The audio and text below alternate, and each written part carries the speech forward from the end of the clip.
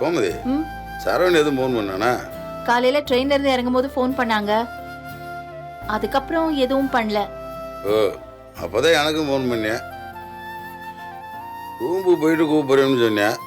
இப்போ வரைக்கும் கூப்பிடலையா? கூப்பிடுவாங்க. ஏன் கோமதி, ஒருவேளை என்ன ரூம் போய் சேர்ந்துருக்க மாட்டாங்களோ? அதெல்லாம் போய் சேர்ந்திருப்பான். குளிச்சு முடிச்சிட்டு பொறுமையா கூப்பிடலான்னு நினைச்சிருப்பான். எனக்கு என்ன தோணுதுண்டா, சென்னையில் அவனுக்கு வழியும் தெரியாது, முன்ன போன அவன் அங்கே போனதும் கிடையாது. தெரியாத இடம்ன்றதுனால வழி தெரியாமல் அங்கங்கே சுற்றி தரான்னு தோணுது. ஏங்க, அப்படி இருந்தா நீங்களே ஒரு தடவை ஃபோன் பண்ணி பார்க்க வேண்டியதானே? அதுவும் சரிதான்.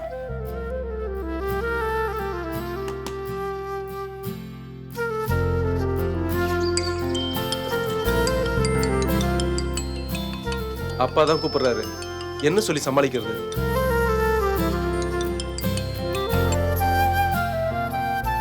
சரவணா, அப்பா ஹோட்டலுக்கு போயிட்டே இல்லையா?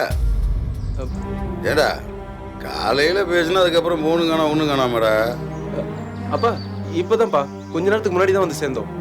சரி, ரூமுக்கு போயிட்டீங்களா இல்லையா? போயிட்டேன்ப்பா. ஏன்டா சரவணா, ரூம்லாம் வசதியாக இருக்கா? இருக்குப்பா, நல்லா இருக்கு. ஏன்டா, நம்ம போட்டோவில் பார்த்தோமே அதே மாதிரி இருக்கா இல்லை வேற மாதிரி இருக்காடா?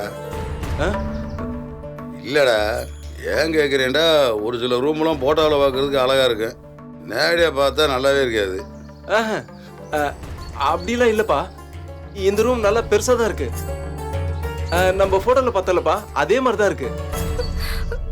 அப்போ சரிடா. இன்னைக்கு வெளியில் எங்கே போறியா? இன்னும் எதுவுமே முடிவு பண்ணலப்பா. ஏய், எங்கே வேணாலும் பார்த்து பத்திரமா போயிட்டு வாங்க ரெண்டு பேரும். சரிங்கப்பா.